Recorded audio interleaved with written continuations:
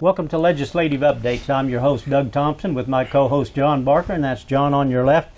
As you're looking on the screen, in between us is Mr. Finch from Ottawa. Yes. 59th District. 59th right? District. Great to be with you, Doug. Hey, it's a pleasure to have you here.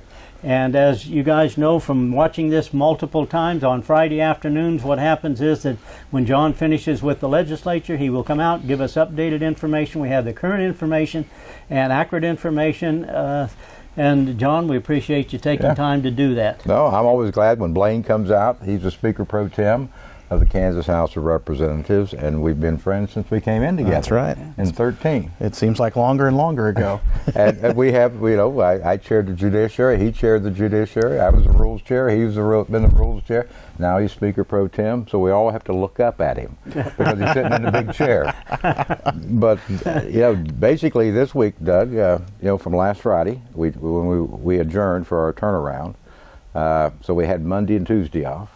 Monday, of course, you never take a day off. I met with the county administrator, Brad Holman. I met with all the departmental heads at the county. We did it down at the county yard. Took their questions, kind of explained what was going on. Had a good discussion. I try to keep the county, up to date of what's going on. They were interested in our transparency tax bill. Went through that. And the emergency management, because our emergency management manager was there, and he had some questions about that. And I told him, well, don't look at the House bill or don't look at the Senate bill. They're in conference, so when it comes out of conference, it will probably look like a new bill. And then in the afternoon, I went and met with Harold, our director of our hospital, with his staff. There was a couple of bills that they wanted to ask about, and we had a discussion. I think we spent about an hour and 15 minutes together. Great discussion, and I've always been supportive of our critical access hospitals, the one in Blaine. So that worked for an hour and a half, and then I got to go to the farm for a little bit, which was good times. I went to the farm, that was Monday, and then Tuesday I had a few other meetings around town.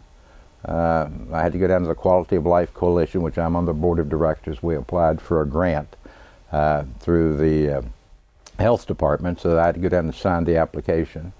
They do good work at the Quality of Life.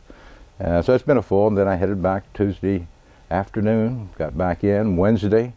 I was around the Capitol all day, working on some different bills that's coming up in the committee. Yesterday, we heard some bills. Didn't pass any bill out, and then I started to pass a bill out, and then I had to take a pause for a day. We're working on a gun safety bill that was for called Eddie Eagle. It's offered by the NRA that we would allow the State Board of Education, should they choose, it's not a mandate, to be able to utilize that. And it only cost the state, the cost was like $3,000 for them to get that material. It's sponsored through the NRA. And so we finished that up today and passed it out. We also looked at hearings for next week.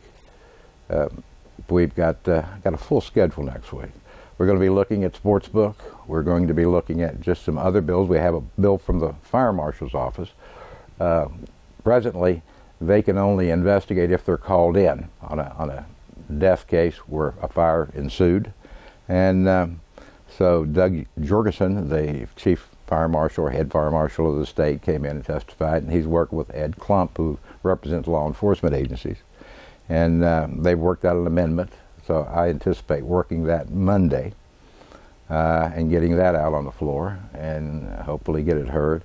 But we've only got about 12 days left. I believe that's right, Blaine, isn't it? Yeah, very few days between now and that time when we start working the bills on the floor again. Right, well, we'll go on the floor for about a week, work all the bills. Hopefully, well, most committees are working Senate bills now.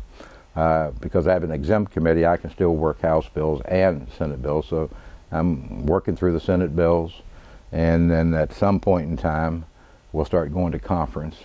My counterpart in the Senate, Senator Alley, is working some of the bills that I sent him from the House, and he'll probably amend them and then send them back to me. We'll non-concur We'll go to conference and we'll get them worked out in conference. So it's been a busy week for only 3 days, Wednesday, Thursday, and Friday. But next week, my committee's meeting every day. And that's what you call that turnaround.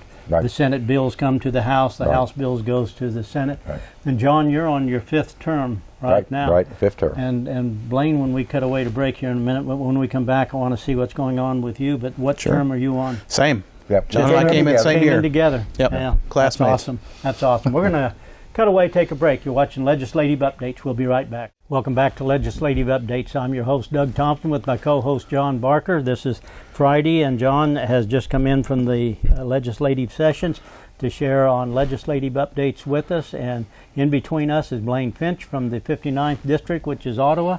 And Blaine, how's the home community doing? How are they handling the virus and everything going on there? Are they hit hard by it, or has it been a little less than other areas? You know, there for a while we had quite a few cases. We do have a couple of adult care facilities in town, and of course that's the big concern with this virus is if it gets into one of those facilities, and we had that happen in Ottawa. And so, you know, that's kind of an all-hands-on-deck situation for them to try to protect the folks who are residing there. So that was big. You know, most folks locally, and I think this is true, and I think John can weigh in too, but Kansans will do the right thing. They will protect themselves, their neighbors, if you ask them to. If you don't mandate it and try to put a bunch of rules on them and put the heavy thumb of government on them, people will do the right thing. And that's what I see all over Franklin and Osage counties, the area that I represent. You know, when people are asked, they've risen to the occasion and really tried to take care of themselves and their neighbors and been so generous, you know, when somebody is struggling with this virus to say, what can we do? How can we, you know, bring food to your front door or take care of you or make sure that you're all right? So we've been very fortunate, I think, to see that Kansas spirit really manifest in the area that I represent. Well, that's very good, and I appreciate you sharing that with us. So the legislature, you're Speaker Pro Tem, which means... I am the guy who keeps the speaker healthy. That's really my job. He's like the vice president, only a heartbeat away. That's a good one. There's an old John Nance Garner quote about the value of the vice presidency, and I can't say it for your show. We can't go out over the air with it, but paraphrase, it's not worth a jar of warm spit. But being Speaker Pro Tem is certainly one of those jobs that is worth something. It is a great job. I work with a bunch of wonderful people, Speaker Reichman and Majority Leader Dan Hawkins out of Wichita, and you know, Chairman Barker and the work that he does. We get to work with all of our chairs and all of our members, and help them with messaging back home when they talk to people, help set the policy agenda for the House and decide what's going to run and not run. And there are times in the past where those three positions have not gotten along, but I can tell you with the three of us, Speaker Reichman, Majority Leader Hawkins, and myself, we get along wonderfully. It's a real give and take. We talk through things together. We disagree at times, but at the end of the day, we all come together and come out, and we're singing out of off the same sheet of music when that time comes. So, in your capacity as it is now as Speaker Pro Tem, what do you, this week, what have you done this week that Sure. you're working on that you can share? You know, this week, one of the last things I do, we'll kind of go in reverse. One of the last things I do is send out talking points to the caucus about things that have happened this week. We've had meetings this week with various groups. Obviously, as Chairman Barker said, he's working on sports gaming in Kansas. We've talked with folks in that field. We've talked with folks with hospitals. We've talked with folks with insurance companies about telehealth, which is very important to a lot of Kansans, right? That since we've had this pandemic, we've had people who don't go to the doctor or can't go to the doctor, so they're meeting remotely. They're using the technology, some of which you have here in your studio, so that they can meet remotely with their physicians and their hospitals. So we've had meetings with a lot of different groups. There's a lot of those kind of behind the scenes things where we're saying, hey, we've got a bill over here, we really want to see this go, and you might meet with the opponents next and say, how can we get you guys in a room to work this out so we get the best possible policy for Kansas? So a lot of our time in the last couple of days has been spent on that because we've come back from turnaround. Now everybody knows all of the pieces on the chessboard, and we all have an idea of how they can move and be combined and try to get across the finish line. The other big thing we've worked on this week is the Kansas Emergency Management Act. And, you know, we've seen some government overreach We've seen some statewide mandates that have been burdensome to business. We've seen local mandates from places saying, well, this business can't be open, but this one can. And of course, we've seen people's fundamental liberty interest in things like the free exercise of religion have been burdened by some of the orders of the governor. So we're working to make sure that we've got this House version and this Senate version. And as the judge said, they're in conference and trying to get those worked out. And we've been working with folks on the House side to make sure that we get all the policy pieces in place to protect people's liberties, to protect their freedoms, but also to make sure that we have an adequate response when we have an emergency. And so really trying to strike that delicate balance, because I've said this time and again that we can have both. We can have our freedoms preserved, and we can have security in an emergency, and that's our job as legislators, to try to make sure we strike that balance, build in enough checks and balances so that no governor ever, not just this governor but any governor, does not have unilateral authority to close down businesses and change people's lives and take away their livelihoods. What's the biggest area of conflict that you see as from your position in the legislature? Something that somebody brings up about this, and that's just guaranteed conflict, and almost not necessarily a 50-50 split, but each side is adamant one way or the other. You know, the thing that I find, and it's really kind of interesting, that it's not the gaming issues. We can find a way to work through those. The majority, all of the Republicans voted together on the life issue to protect the unborn in our state. It's always these kind of odd little issues like occupational licensing, and I'm sure that Representative Croft talked about it when he was here on your show. Those little things bring up all these turf battles, what I call scope of practice bills. Should a nurse practitioner be able to practice without a doctor's supervision, or should an assistant to an anesthesiologist be able to do certain things, or what level of licensure is enough to carry out these acts? Those are the ones that really seem to get people fired up really fast. Turf. Yeah, it's turf. Yeah. Turf battles. So those are the kind of odd ones, and it's not something you'd expect. Oh boy, that's a real hot button. Throw it out there. We've kind of got the lines drawn. People know where they're at on the Second Amendment. They know where they're at on life issues. They know where they're at on taxes.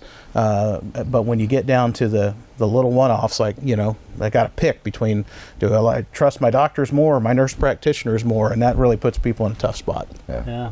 Yeah.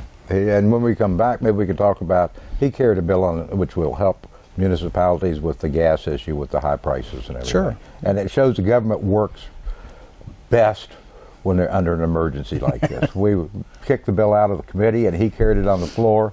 By that afternoon, the governor was signing it. All right, awesome. We're going to cut away, take a break. You're watching Legislative Updates. We'll be right back. Welcome back to Legislative Updates. I'm your host, Doug Thompson, with my co-host, John Barker, and in between us is Blaine Finch from the 59th District, which is Ottawa, and as Blaine says, and most of the free world. It's God's country down there. There you go.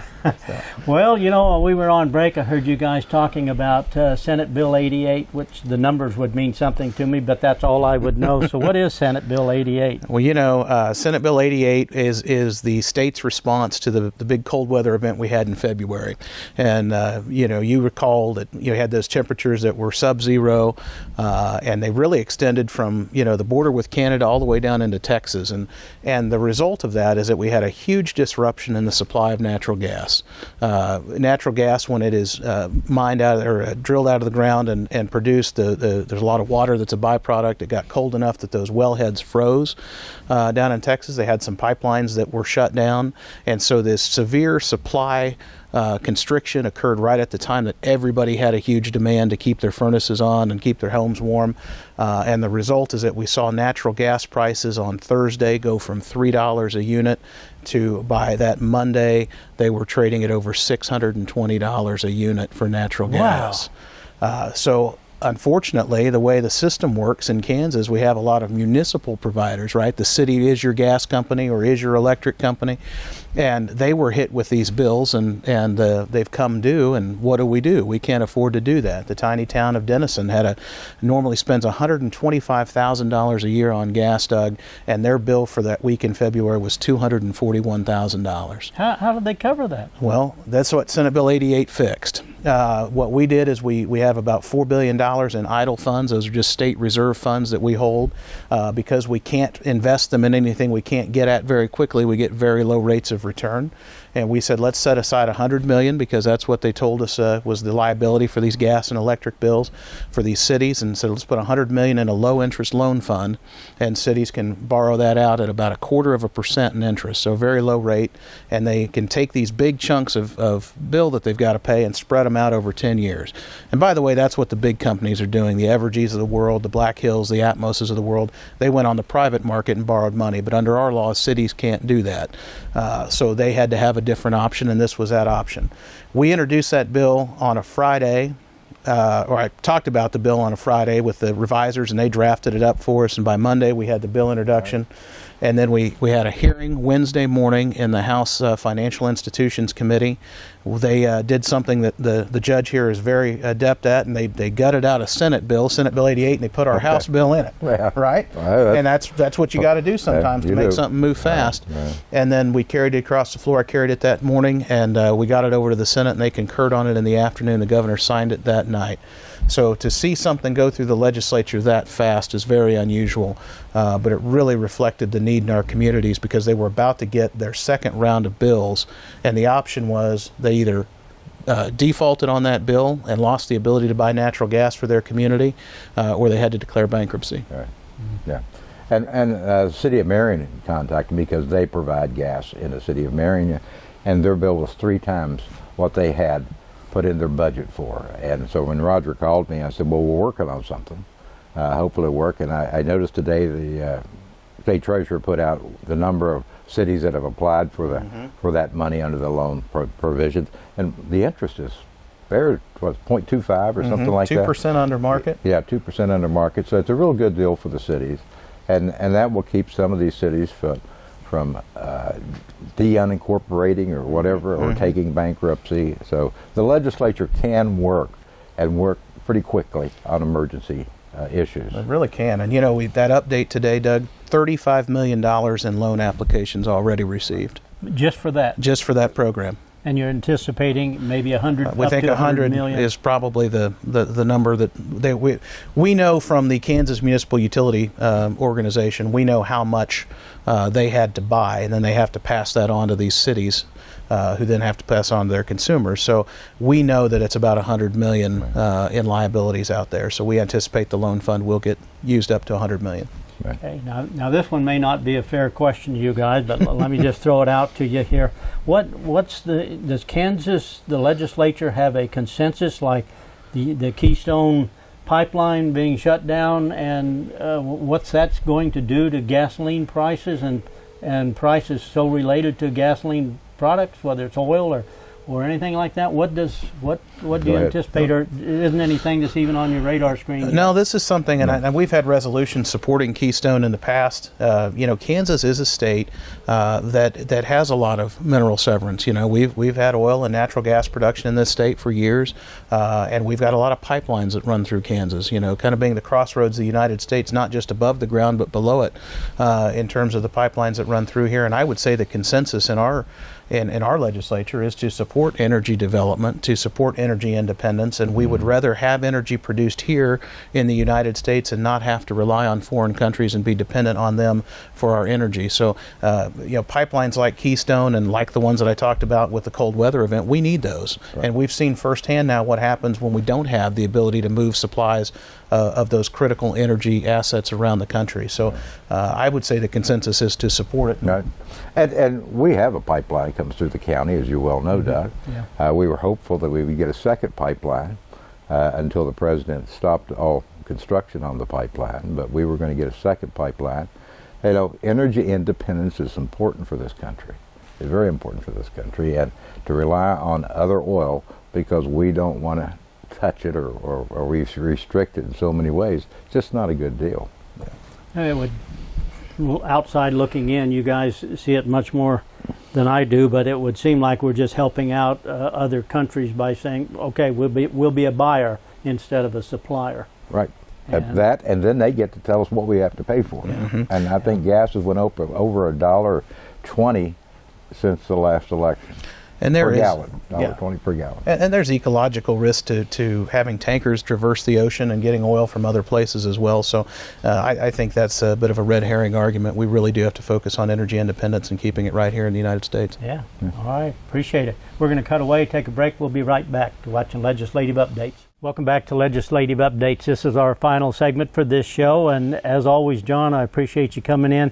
I know it's been a long week for you, and Blaine, I appreciate you coming in. Thanks, Blaine. You bet. Glad to be here, guys. This is always a great opportunity to come out and visit with both of you and be here in the studio, so thank you. Well, we absolutely appreciate it. I appreciate all the work you guys put into the legislature, and it's so nice to be able to have legislative updates that we get information straight from what's going on, what's happening, and it's always fun to listen to it and get the perspective and see how this works and why. And that's the important part too, because people sometimes, you can watch it on or listen to it through the newspaper or radio or something, and you just sort of lose track of it because it just seems like conflict, and it's not necessarily. It's good people trying to find a way to make it all work, and that's a good part about it. Thank you, guys. We will see you next time on Legislative Updates. Thank you for watching.